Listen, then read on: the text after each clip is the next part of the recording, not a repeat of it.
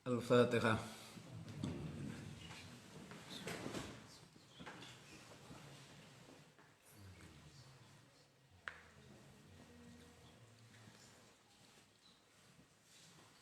Bismillahirrahmanirrahim. Rabbi shrah li sadri wa yassir li amri wa hlul 'uqdatam min lisani yafqahu qawli. Qala al-musannifu rahimahullahu ta'ala wa nafa'ana bihi wa bi ulumihi fid dharaini amin. Wa qandika sapu al-Junaidu rahimahullahu ta'ala. Qala ngendika li maring ingsun sapa as-Sirri Syekh Sirri As-Saqati. Syekhi rupane guru ingsun yaum dalam sijine dina. Syekh Junaid Al-Baghdadi berkata, saya suatu hari ditegur oleh guruku yaitu Syekh Sirri As-Saqati. Sekarang itu makamnya satu cungkup di Baghdad, jadi jejer antara murid dengan guru. Itu di pemakaman umum, tapi di Kuta ada masjidnya. Yang di sampingnya itu, yang ketika saya di Baghdad itu orang-orang nanya kuburannya Abu Nawas itu di pemakaman umumnya.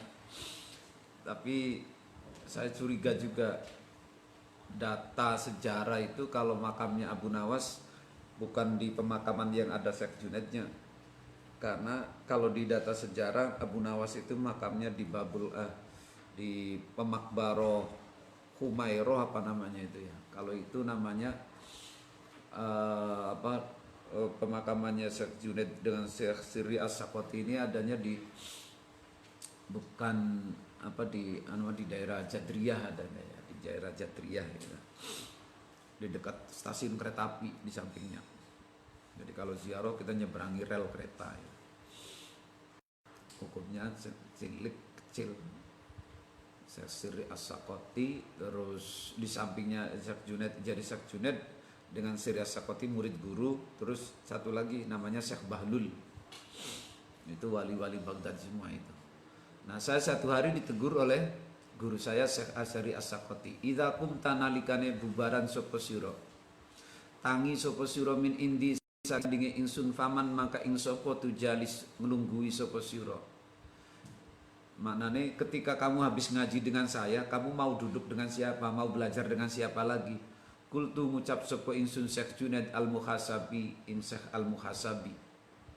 Faqala makan jawab sapa As-Sirri atawa Syekhi, "Na'am bener. Khudh ngalapas sapa sira min ilmihi saking ilmune Al-Muhasabi wa idnihi lan idine Al-Muhasabi." Coba itu ya. Jadi kata-katanya Syekh Sirri menjawab kepada Syekh Junaid, kamu kalau habis belajar sama saya, belajar sama siapa lagi? Sama Al-Muhasabi. Oh iya bener, na'am. Khud. Coba perhatikan jawabnya Syekh Sirri As-Saqati. Khud min ilmihi wa idnihi. Ambillah ilmunya Al-Muhasabi dan izinnya. Ini harus perhatikan. Zaman sekarang ini orang belajar baru ilmunya saja, belum izinnya. Artinya izin itu coba itu mananya wa idnihi itu luas, dan ini yang paling krusial itu di wa idnihi. Orang kalau ilmunya bisa asal hadir selesai, ya kan? Hadir mendengarkan maknani, kalau sekarang selesai itu ilmunya. Tapi idnihinya itu yang berat itu di idnihinya. Apakah kita saat ngaji sudah dapat izinnya guru? Apakah kita tidak? Gampang ini, itu yang paling pokok, izin ilmunya itu, izin mengamalkannya. Apakah terutama lagi dalam prakteknya, apakah kita berangkat, tidak berangkat, terlambat, tidak terlambat, istilah kalau sekolah itu dapat izin atau tidak. Itu maknanya izin kan luas, walaupun konotasinya wa idnihi itu izinnya, izin ilmunya. Artinya katakanlah kalau sekarang itu ijazahnya. Ini yang paling pokok. Makanya orang zaman dulu itu ngaji sedelat-sedelat aja. Tapi karena sudah dapat izin, itu yang luar biasa. Kalau kita seorang ngaji bertahun-tahun, nah cuman ya kurang diperhatikan itu wa idnihi. Nah ini yang paling perlu diperhatikan. Jadi bedanya kampus dengan pesantren itu di sini. Makanya lihat orang-orang dulu. Izin itu ridho. Ridho. Coba Mbah Hasim belajar sama Mbak Khalil Bangkalan. Enggak diulang ngaji kok. Cuma suruh wangon ngurusi kuda doang, ngarit ngurusi kuda. Tapi mendapat apa? Izin. Iya tuh. Ketika yang paling cerita yang paling krusial itu yang ketika Mbah Hasim gendong Nabi Khidir itu tamunya Mbah Khalil ya. Hujan-hujan ada tamu yang sering saya ceritakan itu.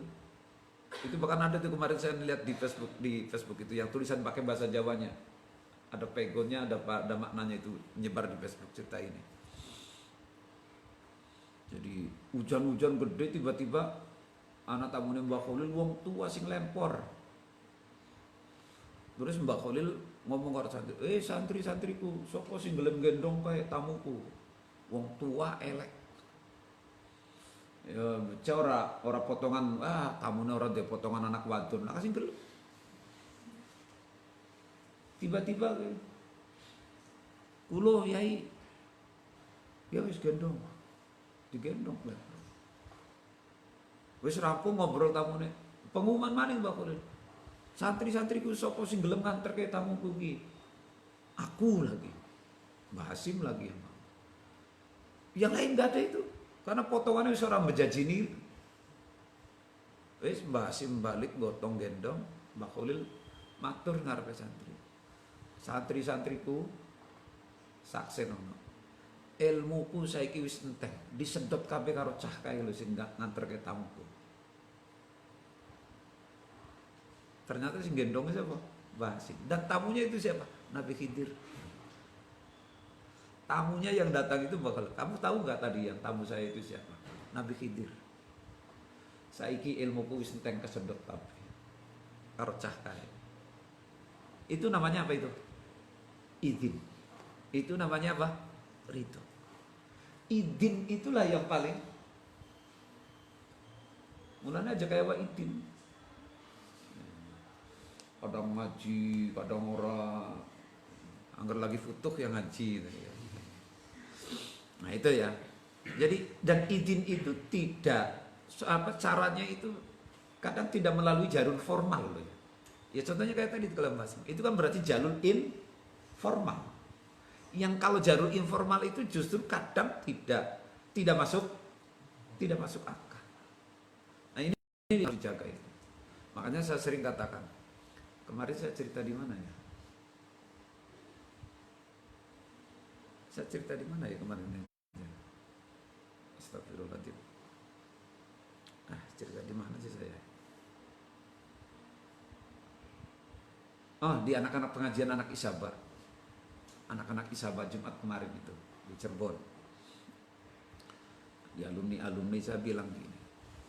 Kenapa santri Lurboyo itu rata-rata jadi wong? Segoblok-gobloknya santri Lurboyo itu bisa mulang. Padahal nyuwun sewu, Kiai Lurboyo biasa-biasa aja. Itu banyak kiai yang mengatakan Kiai Lurboyo itu biasa aja kok. Kalah dengan yang lain. Tapi kenapa santrinya hebat-hebat? Idnuhunya itu loh. Jadi santri Lurboyo itu kalau acara apa saja, Kiai Dawu ya mesti di. Kalau Alik mah beda. Jauh. Nah ini yang artinya kemudian mendapat idnuhunya yang kadang saya bolak-balik Cirebon ya Allah, dalam grup itu 200 semua berapa ya grup Isaba pengajian. Yang datang paling banyak 100, paling banyak 100. Kayak minggu kemarin, bulan kemarin alhamdulillah banyak, lumayan. Yang lain yang sama sekali. Itu ya, yang sama sekali. Kalau Lurboyo itu malahnya gitu. Ngendika apa? Ya wis dadi. Kon nulis sumbangan bebas tanah. 27 miliar, nggak sampai 1 tahun guru. Jadi itu menyenangkan guru itu yang menjadikan izin dan itu yang jadi barokah. Nah ini makanya kata siapa namanya Syekh Sirri As-Sakoti, khud min ilmihi wa idni. Luru izin itu loh yang paling pokok gitu.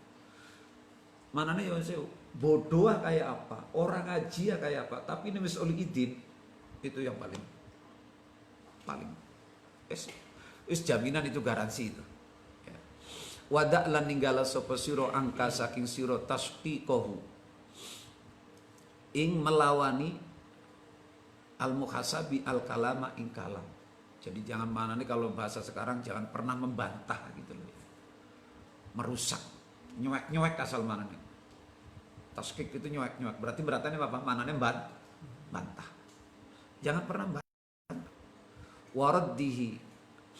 Waraddihi lan balekna sapa sira ing kalam alal mutawaraddi lan nolaka waraddihi lan nolak kalam alal mutakallimin ing atase pira-pira mutakallimin. Summa lamma walaitu nulis mangsane noleh apa bubaran ingsun balik ingsun sami tuhu krungu sapa ingsun hu ing saikhi atau ing asirri yaqulu ngendika sapa saikhi ja'ala Allah sahibah hadisan sufian wala ja'alaka sufian sahibah hadisin.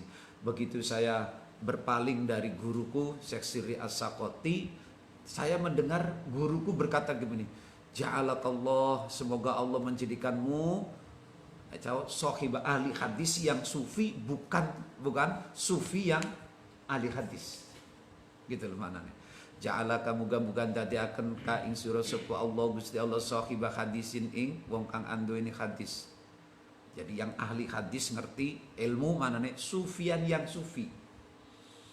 Wala ja'alaka lan orang dadiaken sapa Allah ka ing sira sufian ing sufi sahibah hadisin sing kang duweni akeh ngomong gampang iki lho. Jadi bukan sahibah hadisin manane bukan ahli hadis ya. Manane wong sing ahli ngomong. Cara mana nih gitu. Semoga Allah menjadikan ya wong sing akeh ngomong tapi sufi kadang gitu loh ya, atau ya hadis boleh. Tapi jangan, semoga tidak menjadikanmu sufi yang banyak ngomong atau banyak cerita.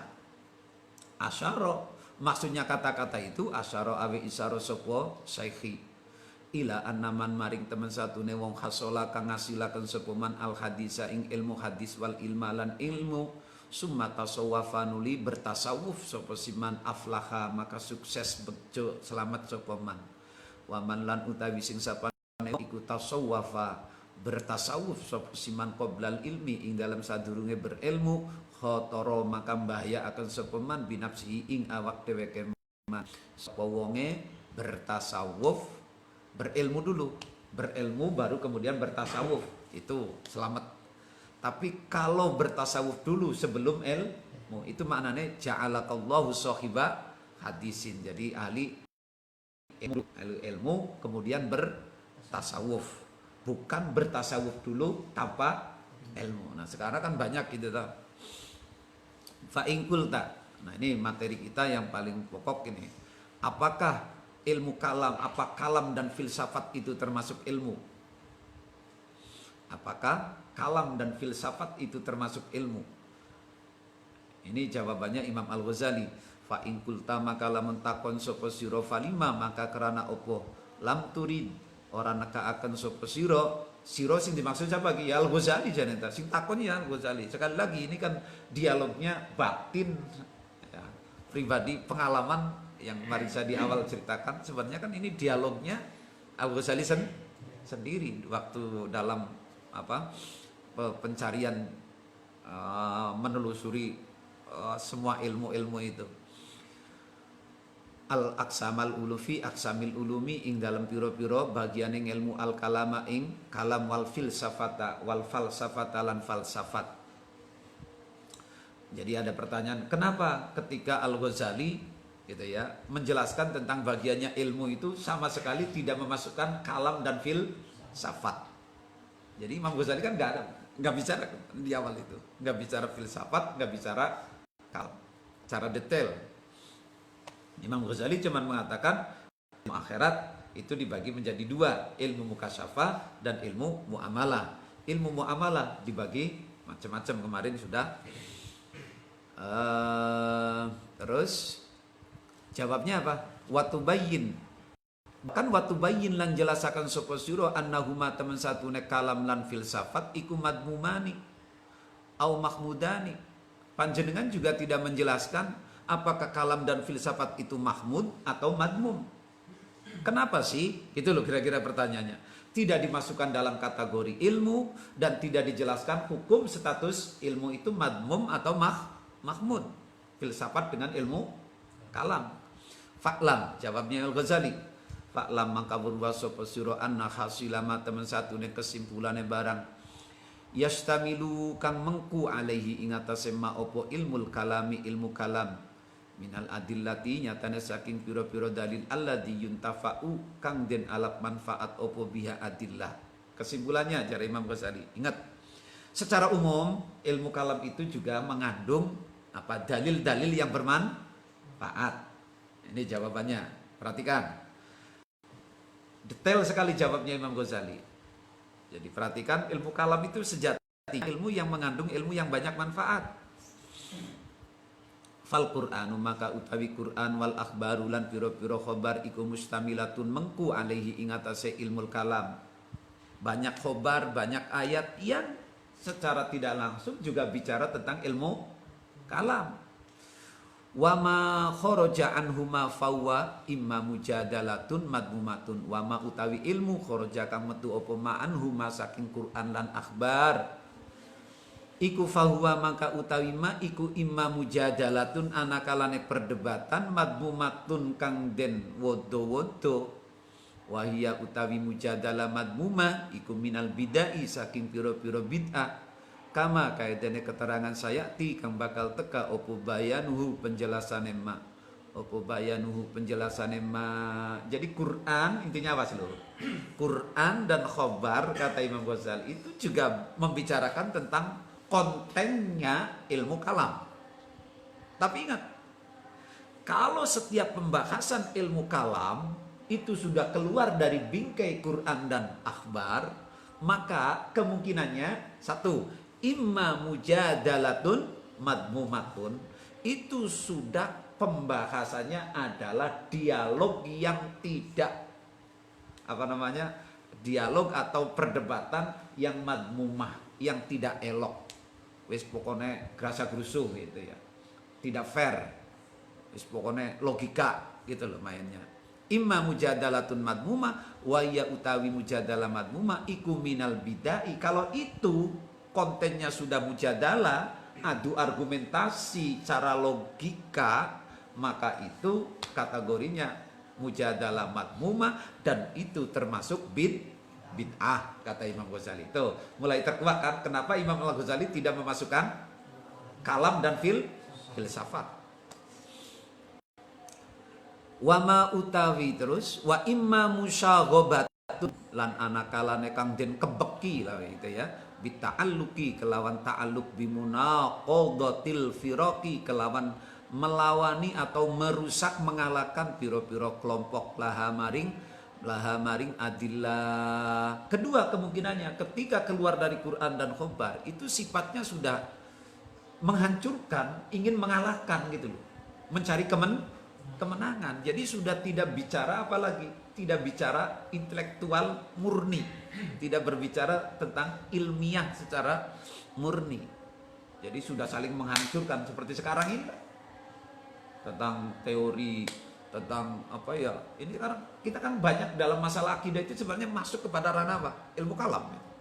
Dan sekarang ini bid'ah itu saling mengklaim itu. Ini mananya kalau saya ini menaruh masuk musyaghabatun bita'alluq bimunaqadatil firaq gitu. Wa tatwilun lan dawak-dawakaken binaklil maqal, binaklin kelawan nukil limaqalatin maring pira-pira maqalat. Naklil maqalat apa limaqalat?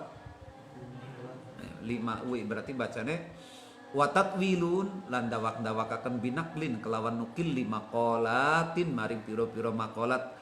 Allati aktarua kang utawi ake-ake makolat iku tarihatun wahadayanatun. Itu maknanya kalau sekarang itu maknanya omong kosong. Iku tarihatun goroh wahadayanatun. Kalau kiai-kiai itu biasanya hadayan dermemel, jadi ngomong kosong gitu loh. Sepenting ngomong cuap-cuap gitu loh. Hadayanat itu kakek ngomong jadi ya omong kosong gitu loh. Nah sekarang itu watatwilun, dan akhirnya karena itu sifatnya untuk menghantam, menghancurkan kelompok yang lain.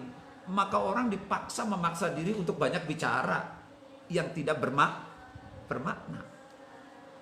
Itu hadayanatan tazdariha kang narik atau kang nekaken haing tarohatun hadayanatun opo atiba watek. Memang orang kalau udah berdebat, maka coba lihat Anda kalau lagi berdebat. Wah, apalagi politikus itu. Sing penting apa? Kedeleng keren bisa bicara dengan argumentasi dan bahasa istilah yang luar biasa. Tapi kan isinya kosong itu politikus kalau ngomong itu. Orasi 1 jam itu paling isinya anak telu. Tapi kalimatnya aja bahasanya yang muter-muter. Orang ahli ilmu kalam juga sama kata Imam Ghazali gitu loh. Banyak omong. Tarihatun, hadayanatun, dermemel ya. Dan itu sudah menjadi apa? Watak bawaan. Orang ketika lagi debat mempertahankan argumentasi. Jangankan itu. Lo lihat orang di forum Basul Masail. Basul Masail lo lihat, mempertahankan argumennya masing-masing. Dengan logikanya masing-masing. Padahal kadang maknanya B tapi dia udah sampai F. Dengan argumentasinya yang luar biasa. Itu. Oh tazdariya atiba wa tawujjuha lan ngelepehaken. Maknane ora doyan gitu. Jadi bertentangan ha ing adillah opo al asma'u piro-piro pengrungu. Padahal itu sudah nggak enak didengar, itu udah nolak gitu, kuping-kuping itu udah ngomong apa wong ngono gitu. Ngomong apa ngono kuwi lho. Tamuju temat jaya muju ngelepehna salah. Berarti mana didengar aja udah nggak menarik gitu loh. Nggak menarik. Wa ba'duha utawi sebagiane adillah iku haudun manjing opo ba'duha fima ing dalam perkara la yata'allaku kanggo makrora gumantungan opo mabiddini kelawan agama, sehingga sebagian argumentasinya itu sama sekali tidak kaitannya dengan agama. Itu loh. Ini kan sudah mulai terkuat kenapa Imam Ghazali tidak memasukkan kalam dan filsafat, apalagi filsafat. Lebih ngaco lagi kalau menurut saya itu. Filsafat itu lebih ngaco lagi. Ini saya cerita. Ini pengalaman saya sendiri ya. Kayak gini juga pernah belajar filsafat. Jadi ketika saya S2 itu ada pelajaran filsafat Islam. Mendilalah dosennya Allah yarham wafat. Jadi ada 2 mata kuliah yang untuk mengasah logika. Karena usuluddin sih yaitu filsafat dengan mantek. Dilalah dosennya wafat Allah yarham. Digantikan oleh dosen lama yang ada di situ. Nah, dosen baru yang menggantikan ini orang yang berpaham Wahabi. Tapi orangnya baik banget sama saya. Rumahnya jejer dengan kontrakan saya. Baik banget orangnya. Nah, dia begitu masuk untuk mata kuliah mantek saya tiadakan. Yang ada filsafatnya saja, tapi bahasanya diganti menjadi filsafat Islam. Asalnya filsafat saja udah, filsafat umum, filsafat Islam. Oke, ya sudah, mahasiswa senang aja dikurangi mata kuliahnya kan, mengurangi beban kan. Oke. Nah, saya belajar itu ceritanya sih masih dosen pertama ya. Saya masuk mata kuliah tentang ilahiyat, tentang ketuhanan. Bener apa yang dikatakan Ghazali? Filsafat itu ya teman teka-teki aja. Makanya nanti di belakang tentang filsafat. Tapi saya cerita dulu. Kenapa makanya Imam Ghazali tidak memasukkan filsafat dan kalam dalam bagian ilmu. Jadi memang kesimpulannya Imam Ghazali itu menjawab filsafat dan kalam itu bukan ilmu. Mubadir doang, buang umur. Kenapa bicara tentang teori, apalagi tentang ilahiyat, tentang ketuhanan? Itu saya demi hak saya istighfar sampai syahadat saya. Saya lagi tiduran baca diktat mata kuliah filsafat tentang ilahiyat, tentang penciptaan alam. Alam itu kalau menurut Aristoteles, menurut Aflaton, menurut ini, itu asluhu, langit bumi ini asluhu minan nar. Asluhu minad dukhan, asluhu minal ma, asluhu minal macam-macam minal ard. Kesimpulannya dengan teori-teori itu meniadakan Allah, tidak mengakui ada wujudnya sang pencipta. Padahal Al-Quran yang huwaladzi khalaqas samawati wal ardh. Saya itu sampai astagfirullahaladzim, saya dibodohi. Astagfirullah itu diktat yang saya lagi pegang, saya lempar itu. Mas, itu. Enggak, saya lagi udah enggak belajar filsafat lagi saya. Artinya ya tetap masuk kuliah tapi udah enggak nemen-nemen lah. Enggak nemen-nemen. Pantesan sekarang anak-anak YIN kalau masuk filsafat itu jarang yang sholat. Ini ternyata penyakit. Karena teori Aflaton itu, teori Aristoteles dan seterusnya, nggak ada sang pencipta. Langit bumi itu dari Tuhan. Dan Tuhan itu ya dengan sendirinya. Mending kalau minal ma'i, Gusti Allah menjadikan dari air, itu masih ada. Akan menuju kepada Gusti Allah korelasinya. Tapi ini dengan sendirinya, dia terbentuk dengan sendirinya secara alami. Jadi meniadakan sang pencipta. Padahal ibadah itu untuk bersyukur kepada sang pencipta. Wusyuh. Pantesan saya bilang dulu dengar kalau anak IAIN itu masuk filsafat. Lihat aja deh. Anak-anak filsafat. Walaupun santri itu nyeleneh jadinya. Rata-rata lu kalau nggak kuat. Nyeleneh gitu. Pantesan. Dari dulu sebelum saya keluar negeri udah dengar banyak. Anak kalau masuk filsafat nggak pada puasa. Kenapa? Ngapain kita puasa? Untuk siapa?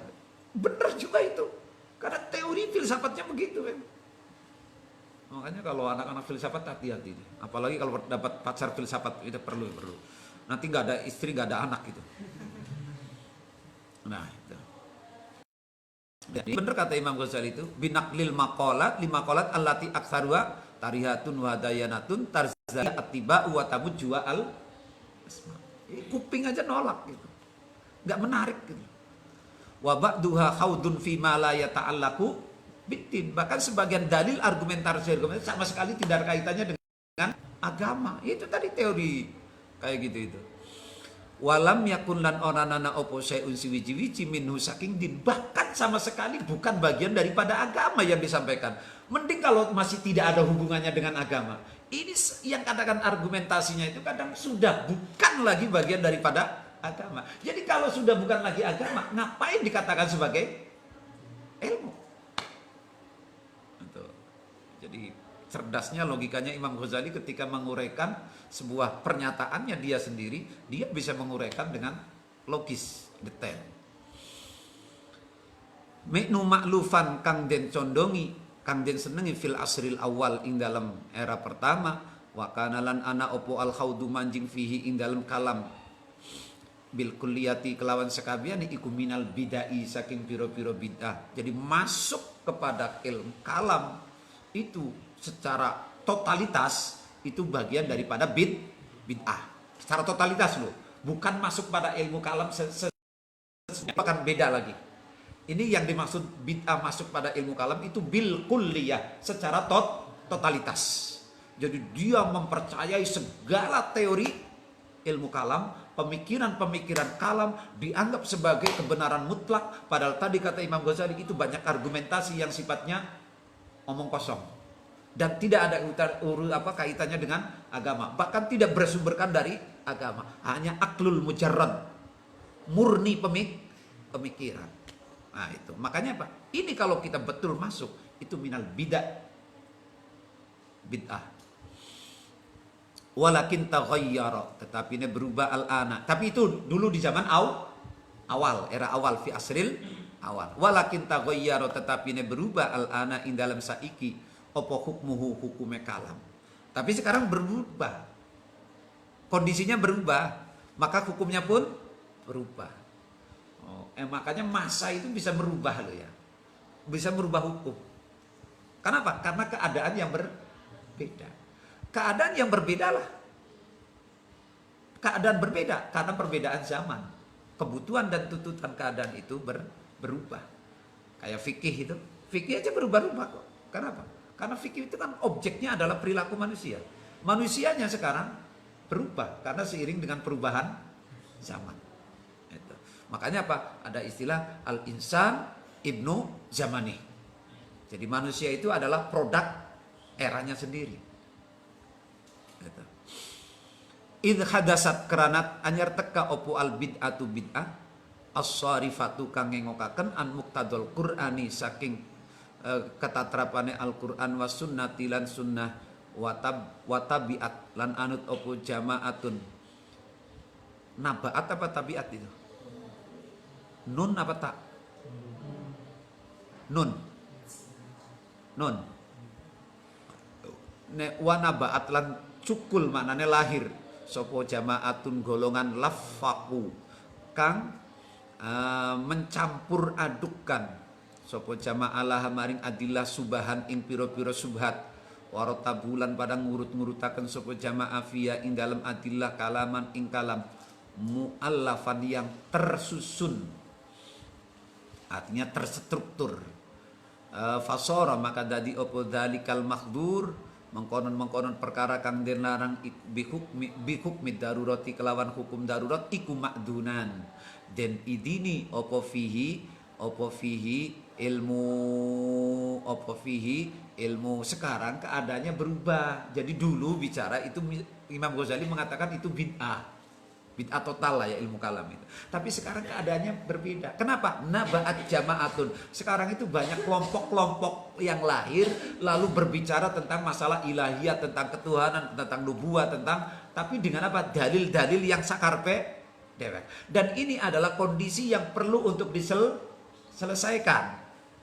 Keadaan yang harus dihadapi. Ya, contohnya kelompok-kelompok aliran-aliran transnasional sekarang yang berkembang di Indonesia itu kan dengan membawa ideologinya masing-masing, logikanya masing-masing. Yang ini membahayakan, menghancur, menggerus paham Ahlussunnah wal Jamaah. Karena ini kemudian berubah. Maka apa? Yang tadinya haram, tidak boleh, katakan tidak boleh, tapi bihukmid darurati, maka ilmu kalam sekarang kita belajar itu boleh. Bahkan bisa menjadi wajib nanti itu. Makanya apa? Bihukmid darurati makdunan fi. Dengan keadaan darurat inilah kemudian menjadikan ilmu kalam diizinkan menjadi legal.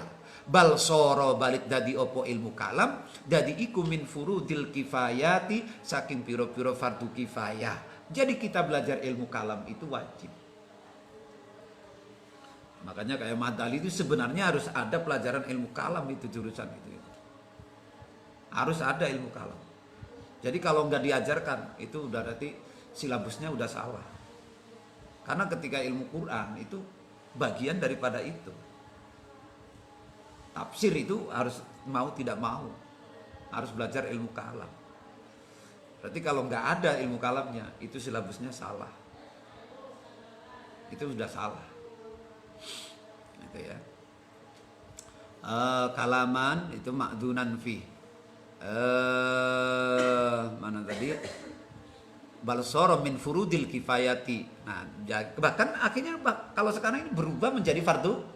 Tapi yang seberapa yang fardu kifayah? Wahuwa utawi fardu kifayah saja. Iku al qadru kira-kira alladzi yuqabilu kang bandingi sapa wong bihi kelawan al qadru al mubtadi'a ing wong kang ahli bid'ah. Yang fardu kifayah itu kita harus bisa ngerti tentang ilmu kalam yang bisa hanya cukup untuk menghadapi golongan jamaah itu loh, transnasional itu loh. Yang sidik-sidik bid'ah, sidik-sidik musyrik, sidik-sidik dolalah. Mana dalil? Lah ngono kuwi lho. Ini jadi sudah masuk substansi. Jadi bisa sekarang boleh. Jadi nggak apa-apa kata Imam Ghazali itu. Karena sudah berubah. Makanya kemudian dengan usul fikihnya al-hukmu yaduru ma'a illatihi wujudan wa adaman. Ada dan tidak adanya hukum itu tergantung elatnya. Elatnya ada hukum. Elatnya tidak ada hukum. Itu toh.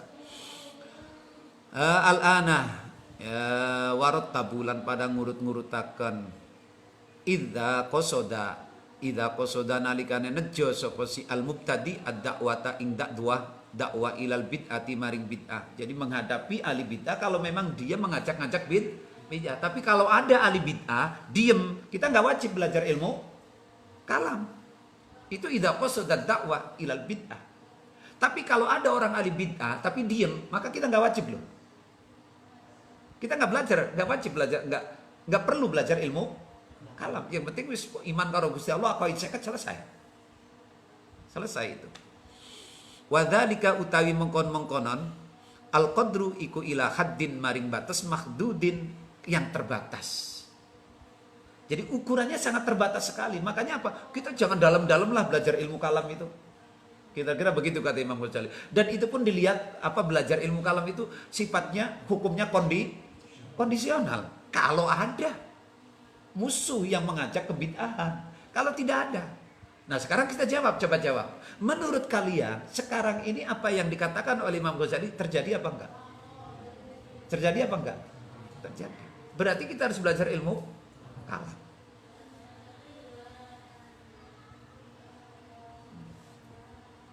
Jadi ilmu kalam dengan tauhid itu beda, Mas.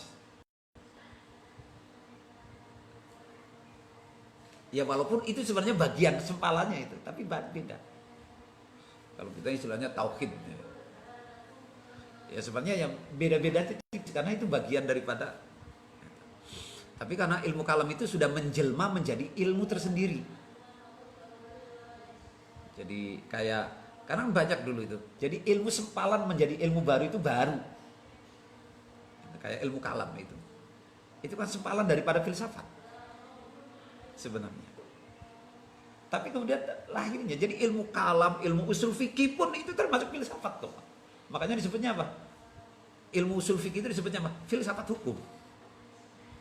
Usul fikih itu. Jadi kalau Anda nanti masuk kampus belajar usul fikih, itu bahasanya bukan usul fikih lagi. Bahasanya keren. Filsafat hukum. Jadi kaidah fikih, usul fikih itu. Jadi saya juga nggak tahu itu silabusnya Mahdali kayak apa. Jadi ada usul fikihnya nggak? Nggak ada. Wah itu balik juga udah. Nggak bisa. Jadi silabus itu memang sulit, banyak luar biasa. Dan itu harus dengan pakar. Jadi kayak dulu saya mendirikan Staya itu, saya undang profesor-profesor dari Semarang. Suruh nuntun saya bikin silabus. Berapa profesor yang saya datangkan itu. Wih, susahnya minta ampun. Ya. Ila haddin makhdudin sanad kuruhu kang bakal nuturakan supaya insunuh ing haddin makhdud fil babi ing dalam bab alladiyali kang bak ngiring-ngiringi oposi bab hada ing iki bab insyaallah. Berapa batasannya ilmu kalam yang boleh, yang fardu kifayah itu akan dijelaskan setelah bab ini kata Imam Ghazali. Wa ammal falsafatu anapun utawi falsafat. Nek wong Jawa ngomongnya filsafat.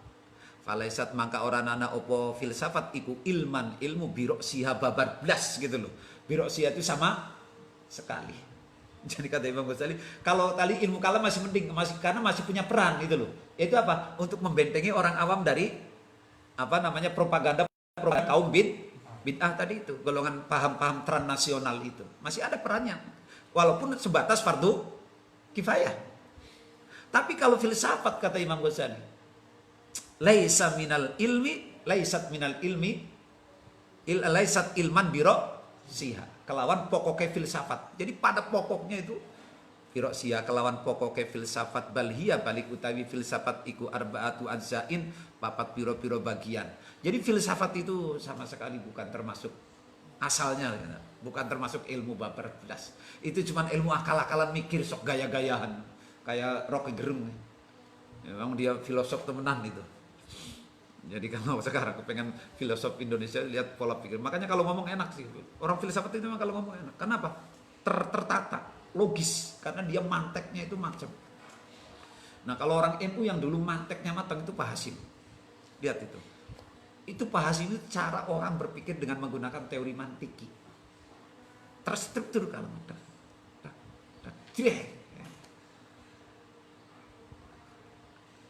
kan. Jadi orang itu kalau mantik itu. Jadi makanya kayak Rocky Gerung memang enak di dalamnya. Saya juga seneng kalau Rocky Gerung ngomong itu. Walaupun isinya cuman gaya bahasa dia ngomong itu yang saya suka. Itu orang filsuf itu. Jadi beda dengan omongannya Pak dengan bapak ibu saudara-saudara bapak ibu orang bolak-balik bapak ibu orang rampung-rampung. Jadi nggak ada retorikanya aja udah nggak ada, apalagi struktur kalamnya itu ya. Nah filsafat itu dibagi menjadi 4. Ada 4 bagian. Jadi apa saja yang termasuk kategori filsafat? Akadua utawi salah sijine arba'a iku al handasatu ilmu handasah.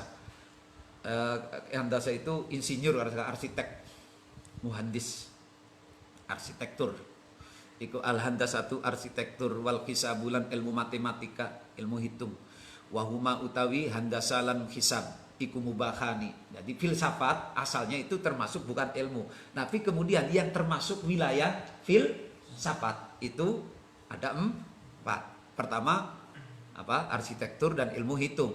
Dan itu hukumnya mubah. Boleh kata Imam Ghazali. Kama sabako, kama kaya dene barang sabako kang wis dingin opo ma wala yumna'u lan ora den cegah opo anhuma al handasa wal hisab. Enggak dilarang belajar arsitektur dan matematika. Boleh kata Imam Ghazali. Illaman. Nah, kecuali wong yukhafu kang den khawatiraken alai sapa alaiman ayat jawaza yen tang lewati batas sapa man bihima kelawan handasa lan hisab ila umumin. Ini umumin apa ulumin? Ulum ya. Kalau punya saya umumin nih berarti. Makanya kok umumin. Itu ulum ya. Ini enggak. Kok kitab mahal kok enggak mahal tulisannya ya. Ila ulumin. Ila ulumin maring piro-piro ngelmu madmumatin kang den woto-woto. Kecuali, nah itu. Jadi belajar arsitektur bagaimana? Belajar ilmu matematika bagaimana?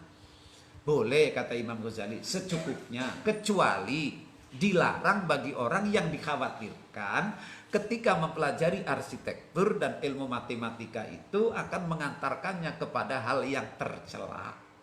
Katakanlah sikap yang tercela. Mungkin dengan sebab ilmunya itu kemudian ya katakanlah jauh daripada Allah. Karena arsitek itu kan ilmu bagian daripada filsafat juga. Cabangnya filsafat. Matematiknya cabang filsafat. Sekian kali sekian ditambah sekian kali X kali M kali F kali us. Itu rumus tuh itu. Nah itu filsafat deh.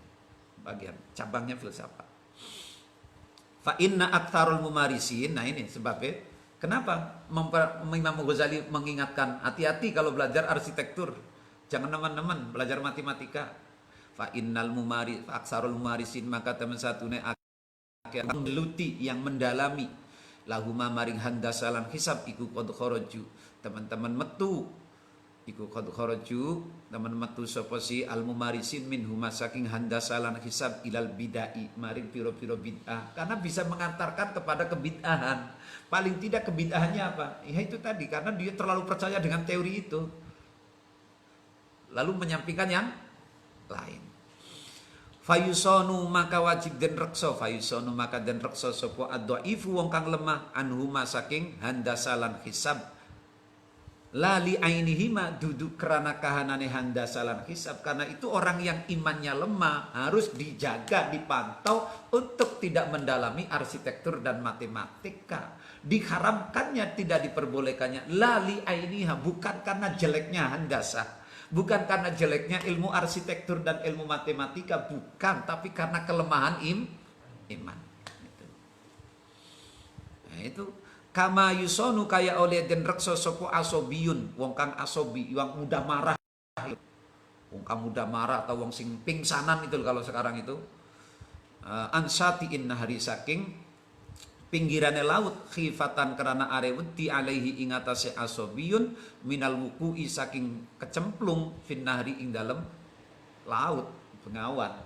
Orang yang suka pingsanan itu jangan-jangan bukan dia haram duduk di tepi laut, tapi takut karena orang begitu bled, ya sudah. Mending kalau ada orang, ada yang nolongi lah. Kalau orang, makanya orang yang pingsan apa gampang semaput itu nggak boleh di atas ketinggian, nggak boleh di tepi laut, di tepi sungai. Nyemplung kan biasanya kan ada orang yang punya penyakit kayak gitu kan, lepek gitu. Saya itu dulu ingat itu teman saya waktu dulu boyo di anak peren itu, penyakitnya ngeri. Walau sekolahnya kan di lantai 3. Ngeri banget itu kalau lagi ya itu tiba-tiba plak gitu aja. Itu ngeri banget itu. Nah itu jadi kayak orang kayak gitu bukan berarti dia haram berada di ketinggian, tapi demi karena alasan penyelamatan.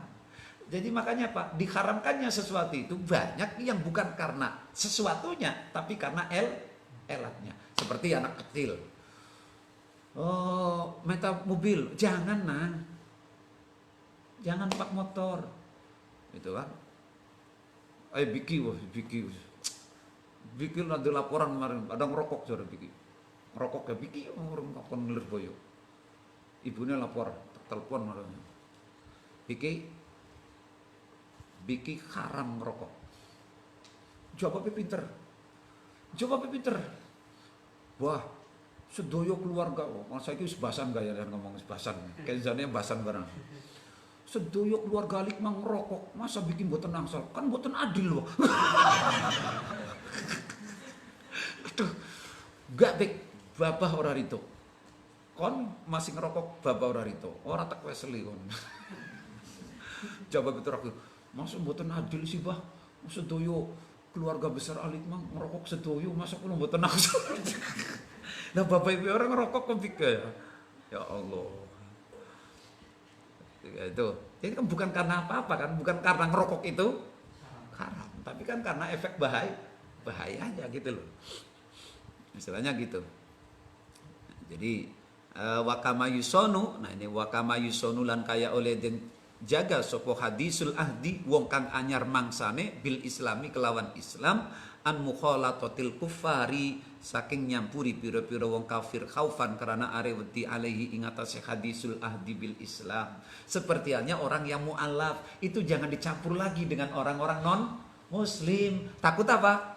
Takut kembali, bukan karena haram berkumpul dan bergaul. Begitu juga di dalam mempelajari ilmu-ilmu. Nah sekarang ini banyak orang belajar ilmu eksak, ilmu scale itu lepas kontrol. Dan ini benar apa yang dikatakan oleh Imam Ghazali. Makanya apa? Anak-anak kita itu mau sekolah jurusan apapun silakan. Bonggo boleh, tapi tolong agamanya. Tolong akhlaknya. Ini yang dikhawatirkan oleh Imam Al-Ghazali.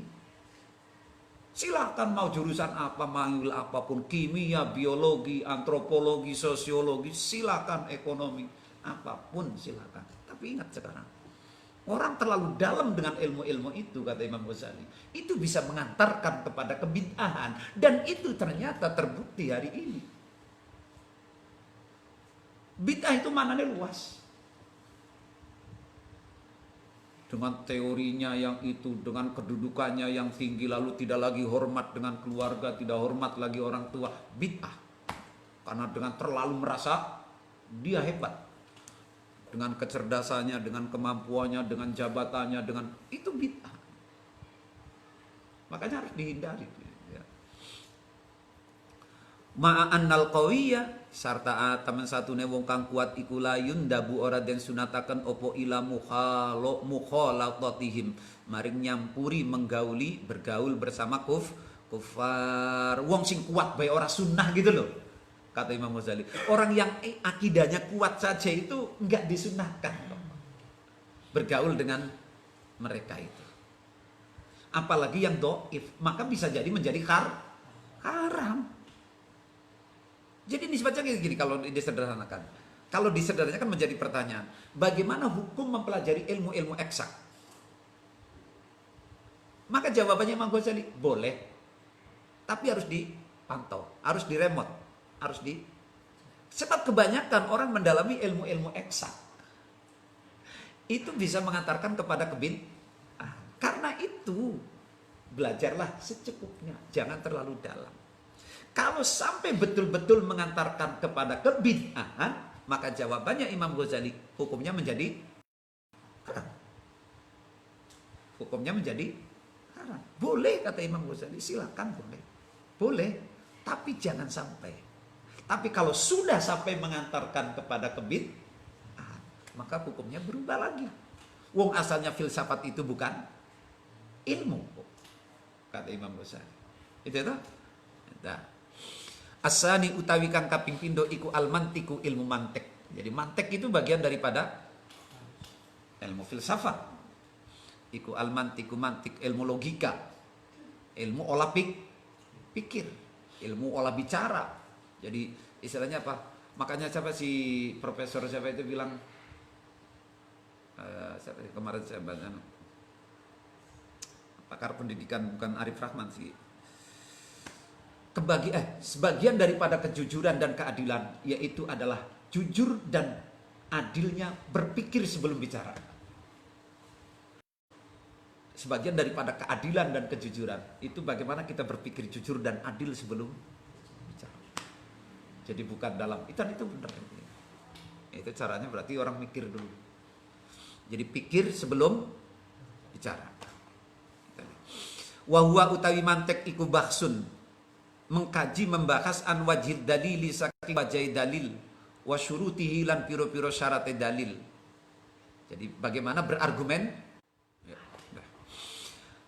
kama sabaqo wa huma an wajib dalil wa wajhun lan wajali hadin maring batas wa syurutihi lan piro-piro syaratnya had.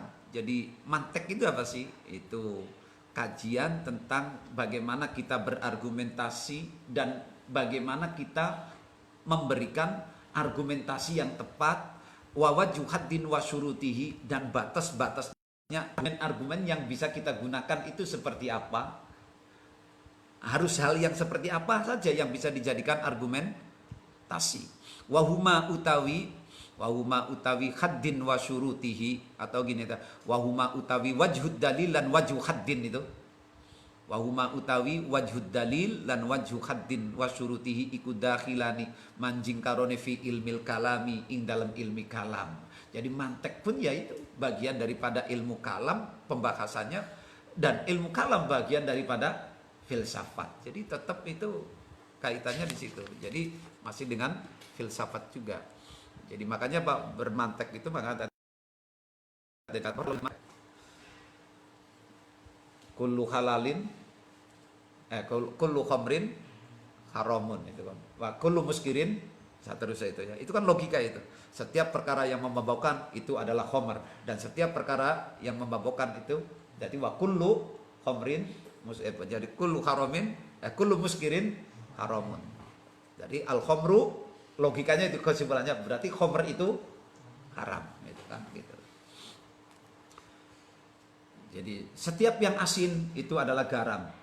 Berarti garam itu adalah asin, kira-kira gitu. Itu kan jadi memberikan logika dengan takaran ukuran logika yang pas. Lalu kita bisa membuat kesimpulan. Itulah mantek, ilmu logika.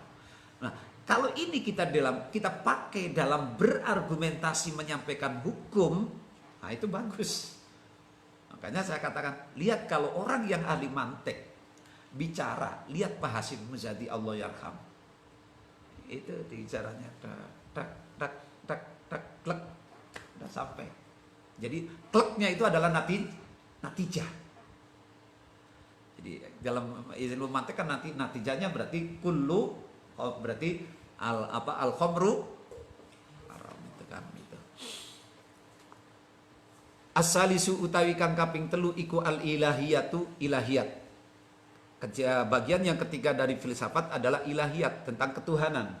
Wa huwa utawi ilahiyat iku baksun, pembahasan an dzatillahi saking dzate Gusti Allah Subhanahu wa taala, wa sifatihi lan pira-pira sifate Gusti Allah. Wa huwa utawi ilahiyat iku dakhilun kang manjing fil kalami ing dalam ilmu kalam. Juga ini masuk bagian daripada pembahasan ilmu kalam. Aidon kalemali wal falasifatulan utawi piro-piro filosof iku lam yang faridu orang deweni sopos falasifah fiha ing dalam filsafat ilahiyat, fiha ing dalam ilahiyat binamtin kelawan bentuk akhara kang liya minal ilmi saking ilmu. Nah, kajiannya para filosof tentang ilahiyat itu tidak menggunakan corak tersendiri, tidak menggunakan brand sendiri, tapi dia menggunakan teori-teori ilmu kalam juga. Ternyata ketika membahas para filosof tentang ilahiyat, itu dia tidak menggunakan teoritis spesifik, tapi tetap menggunakan brand teori pola pikirnya para ahli kalam, ilmu kalam itu. Bal infaradu itu ya. Binimtin akhor minabal infaradu balik kelawan deweni sopo falasifa bimadahiba kelawan piro-piro madhab. Justru dia berdiri sendiri, tidak satu apa? Tidak satu teori, tapi bimadahiba. Madhab di sini maknanya teori. Jadi ada madhab filsafat madhabnya Aflaton, madhab Aristoteles dan seterusnya. Itu maksudnya apa? Ini maksudnya adalah teori.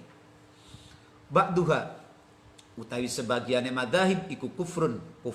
Itu. Wa ba'duha lan utawi sebagiannya madahib iku bid'atun. Ada teori-teori sampai mengantarkan kekufuran. Bahkan ada yang sampai minimal bid'ah.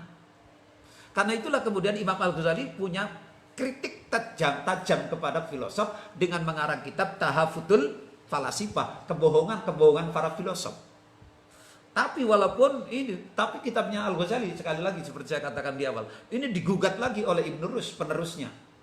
Apa? Imam Ghazali pembohong, lalu dibuat lagi kitab oleh Ibn Rushd dengan kitab judulnya Tahafut, kebohongannya para pembohong. Jadi Ibn Rushd menuduh Imam Ghazali itu pembohong. Karena apa? Karena menyalahkan para filosof.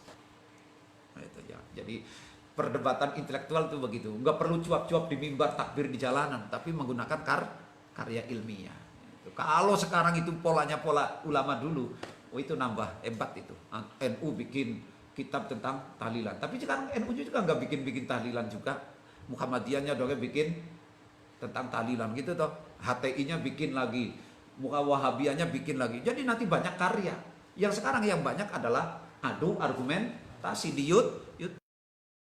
Gampang, tinggal buka HP ngomong cuap-cuap selesai. Tapi ning aran kitab KB ora bisa, KB wong ora bisa nulis ngomong bahasa Arab naku sorok be angel kok. Ya itu contohnya Pak Saidun guru bahasa Arab ternyata baca hadis salah loh. Jelas tulisannya an-nikahu sunnati, Pak Saidun bacanya an-nikahu santai. Ini kan salah itu. Nah itu gue padahal udah guru bahasa Arab loh ya. An-nikahu sunnati dibaca karo Pak Saidun jadi apa? An-nikahu santai. Yang penting masih santai lah. An-nikahu santi ya, coba lebih bahaya kan gitu. Nah, itu. Jadi zaman dulu begitu tuh. Jadi pakainya apa? Jadi Imam Syafi'i juga sama. Imam Syafi'i ketika ditanya tentang oleh Raja Mesir tentang masalah hukum, dia bukan apa, diam tapi nulis. Kemudian jadi fikih yang usul fikih itu. Usul fikihnya Imam Al-Ghazali itu.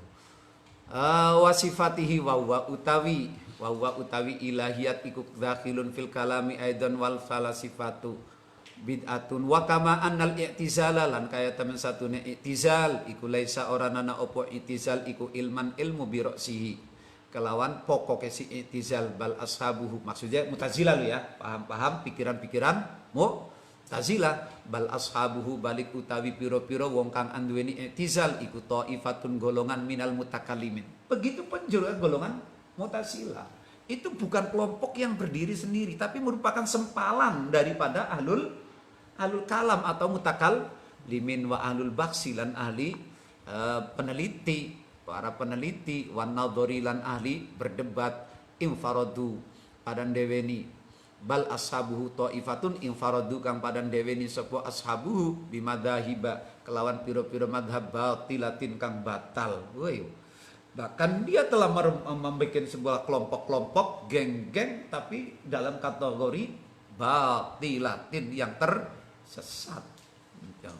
Nah ini kan berarti memperjelas tesisnya Imam Al-Ghazali bahwa kenapa alasannya Imam Ghazali tidak memasukkan ilmu kalam dan filsafat pada bagian ilmu. Jadi sangat jelas sekali itu loh.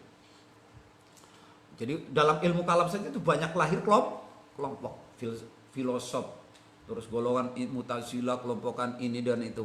Fakadzalika maka iku kaya mongkon-mongkonon i'tizal al-falasifatu utawi piro-piro atau fakadzalika maka kaya iku kaya mongkon-mongkon bimadzahiba batilah al-falasifatu utawi piro-piro filosof. Demikian juga sepertinya para i'tizal sampai masuk kepada kelompok yang terlarang, katakanlah sesat. Kalau tidak sesat ya terlarang. Begitu juga para filosof. Jadi bagaimana mungkin saya memasukkan filsafat dan ilmu kalam bagian daripada ilmu itu. Warabi'u utawi kang kaping papat, yang keempat bagian daripada filsafat iku at-tabi'iyatu, piro-piro ilmu tabiat. Berarti ilmu apa kalau sekarang? Biologi, ilmu alam. Masih ada nggak pelajaran ilmu alam sekarang IPA? Masih. Wa ba'duha utai sebagian tabiiyat iku mukhalifun nulayani li syar'i maring syara wa dini lan agama wal haqqi lan kebenaran. Ya jata. Hujan menurut ilmu IPA dari apa? Dari air laut yang diserap oleh matahari lalu mengeras kemudian turun. Nah, itu mukhalifun li syar'i.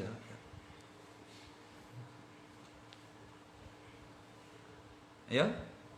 Padahal ayatnya ayat waladhi anzalal ma'a waladhi anzalal ma'a minas sama apa waladhi anzala minas sama ma'a menurunkan dari langit bukan dari bawah.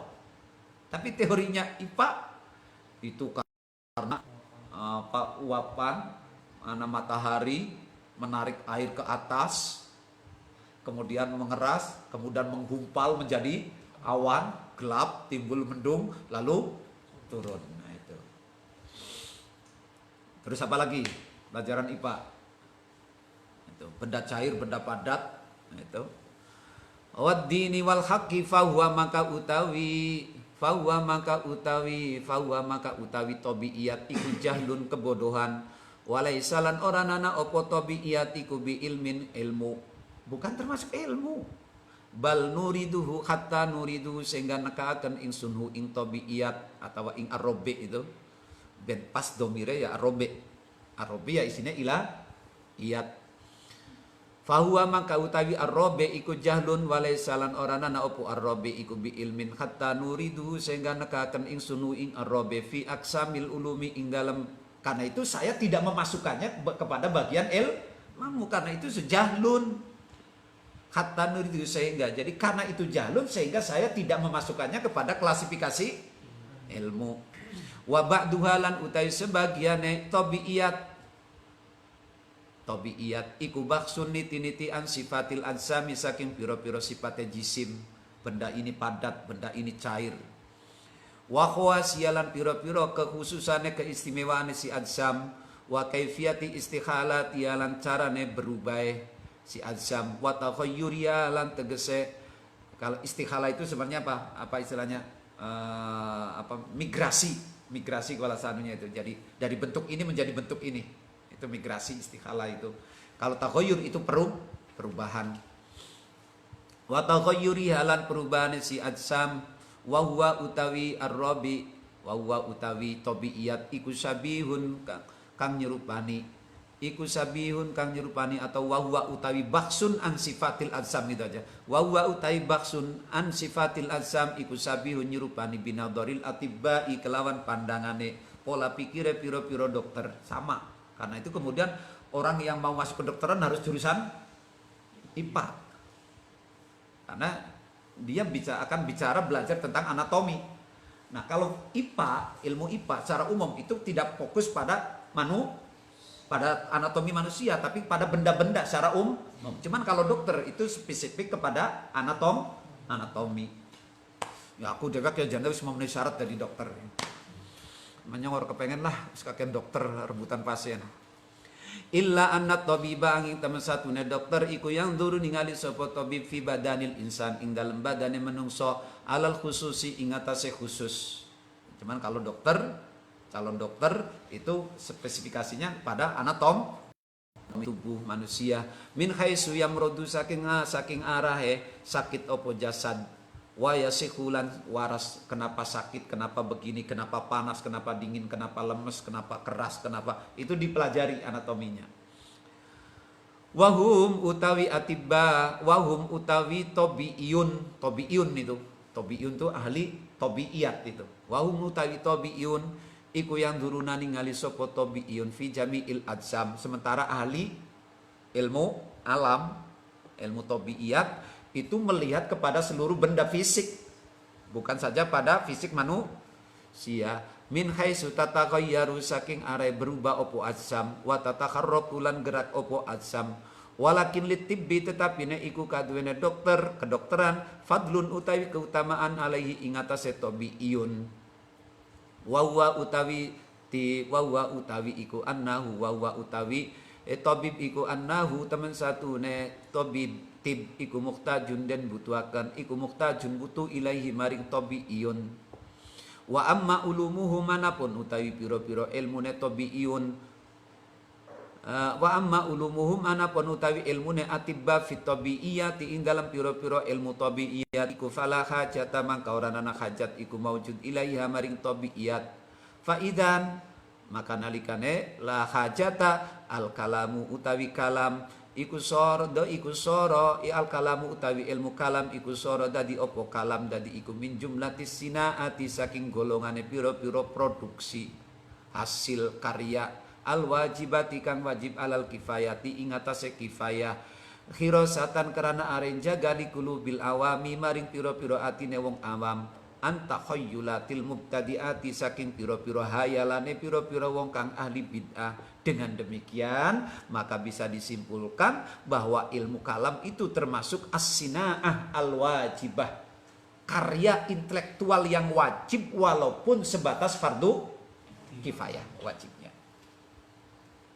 Jadi saya manani min jumlatis sinaat karya intelektual.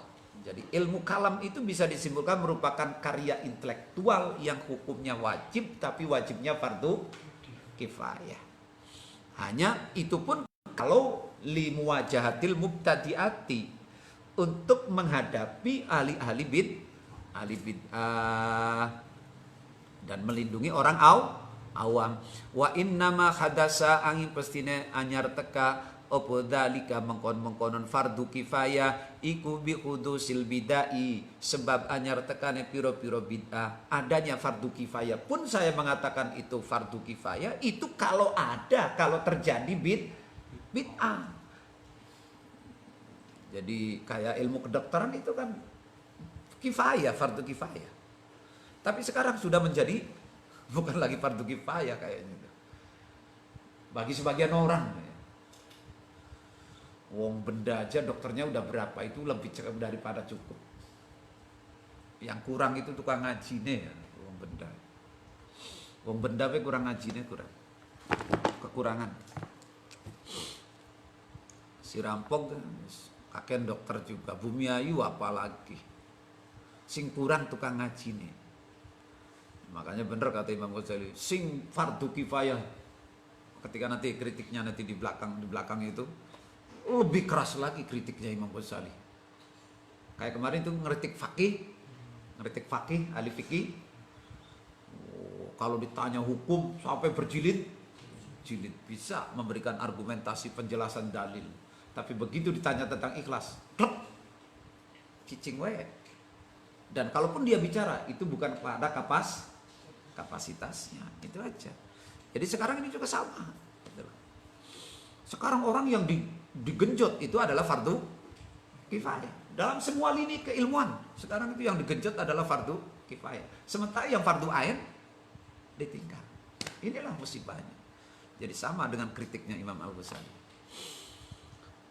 Amin mana bikus kama hadasat kaya aulia anyar taka opo hajatul insaniyati hajate menungso ila istijaril badrokoti maring nyewa pasukan pengaman. Kemarin itu sudah pasukan pengaman fitorikil haji ing dalam maring haji bihudusi zulmil arabi, sebab anyar tekane dolime wong Arab waqat ihim lan megote Arab at-tariqa ing dalan. Jadi ketika haji itu termasuk istitoah syaratnya. Istitoah antara lain harus ada jalannya yang aman.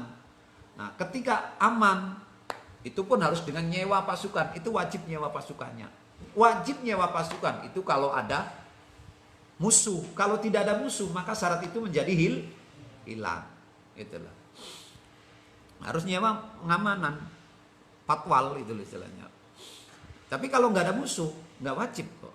Jadi sama belajar ilmu kalam, ilmu tim, ilmu kedokteran, ilmu itu semuanya itu dilihat. Jadi ilmunya itu sifatnya kondisional. Tapi sekarang kan sudah dijadikan profesi lagi. Ilmu ini sudah dijadikan profesi, bukan lagi berbicara sebagai kedudukan hukum sekarang. Jadi kalau mau bicara kedudukan ilmu hukum itu sebagai apa, fardu kifayah atau tidak, itu lihat realitasnya. Tapi sekarang orang mencari ilmu apakah mempertimbangkan realitas ataukah karena kepentingan pribadi? Lihat kemarin yang pengajian Ramadan yang saya contohkan itu, yang viral itu. Ilmu yang bermanfaat itu adalah ilmu yang sesuai dengan kebutuhan tuntutan masyarakat. Lihat kan Din, masih Din, viral nama kamu itu. Kamu viral. Ngaji Ramadan kemarin contohnya Wak Idin. Itu orang kenal semua. Lihat tuh di penggalan YouTube-nya itu, ilmu yang manfaat itu apa? Orang yang sukses itu orang yang ilmunya yang manfaat. Ilmunya yang manfaat itu orang yang belajar sesuai dengan tuntutan masyarakat. Bukan karena kalau sekarang kan orang belajar itu karena ayo, sekarang ini banyak anak kuliah itu karena bukan karena kebutuhan masyarakat. Bener nggak? Bener nggak? Kenapa itu? Makanya kemudian judulnya yang video, kenapa banyak pengangguran di Indonesia itu, lihat di. Karena banyak mahasiswa kuliah tidak sesuai dengan kepentingan masyarakat, tapi kepentingan diri. Akhirnya bertarung. Ya contoh, benda. Udah ada berapa dokter? Iya kalau lalu ngambilnya yang lebih tinggi. Kalau cuman dokter umum kalah. Bumiayu, dokter harus kayak Paku Beduk, rebutan pasien. Ya kan?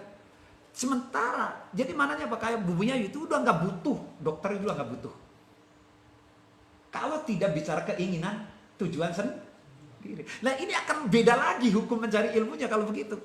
Ilmu Imam Ghazali mengatakan ini wajib, ini fardu kifayah, ini. Itu karena fakta di lapangan kebutuhan. Nah sekarang kita kalau belajar jujur, kayak orang benda Bumiayu, yang butuhkan apa orang Bumiayu sekarang? Uang sih bisa ngaji. Tapi mana sekarang? Sedikit sekali kalaupun ada yang mondok. Sedikit sekali. Itu berarti amanya orang mencari ilmu tidak sesuai dengan tuntutan dan kebutuhan masyarakat yang lagi kita bicarakan hukumnya. Ini wajib, mubah, sunnah, haram, atau makruh. Ya gitu real. Ya memang digatuk-gatuk, masih gatuk-gatuk baik. Tapi bicaranya sekarang orang, kenapa kamu milih itu? Lihat coba sekarang. Sekarang ada mahasiswa, termasuk para santri, kenapa Anda milih jurusan ini? Nah jawabnya, melu temen, ini paling bahaya ini. Ikut temen, paling banter, karena saya ingin kerja di sini, kayak ingin kerja ini. Berarti sama sekali tanpa mempertimbangkan masyarakatnya. Padahal khairun nas itu siapa? Masyarakat. Jadi mananya kalau ada orang Tegal, perhatikan orang Tegal itu lagi butuh apa? Desa kamu itu butuh apa? Pulang, itu loh yang pasti manfaat. Khairun nas anfa'uhum linnas. Itu ya. Itu makanya harus dihitung, ditimbang. Jangan asal keren kuliah. Udah modal besar, hasil zero. Itu yang menjadi penyebabnya pengangguran. Pakai dalilnya mau kuliah itu khairun nas anfa'uhum. Sekarang itu kan kalau saya mana nih khairun nas, ukur dulu. Pasti manfaat itu masyarakat kita butuh apa, saya bolak-balik katakan. Bukan yang kau anggar wis lulus nyompan kerja kene bantu, baru mencari kemanfaatan. Ini salah kalau menurut saya. Jadi kemanfaatan itu sudah bisa diukur sejak kita mau daftar kuliah. Bukan baru mencari pasien, bahkan baru mencari lawan untuk memanfaatkan ilmu kita. Kita daftar ke sana kemari, itu namanya mencari kemanfaatan, bukan dimanfaatkan. Beda nggak? Itu apa? Jangan salah bukan menyuruh kuliah. Jadi khairun nas anfa'uhum itu sebenarnya saya bolak-balik katakan. Ukur, mau manfaat, lihat dulu masyarakat kita. Kalau sekarang kan baru lulus mencari tempat memanfaat, sementara masyarakat kita dibiarkan. Itu ya. Jadi itulah yang kemudian menjadi hukum tentang belajar ilmu. Wassallallahu ala sayyidina Muhammad. Barusan apa? Baru 6:30. Habis ya waktunya. Sampai jam berapa ngaji? 6:30. Sekarang kan libur sekolahnya. Setengah 7. Tapi saya jam 7 ini isi mualimat ini daripada kosong ini. Pasaran. Wassallallahu ala sayyidina Muhammad walhamdulillahi rabbil alamin.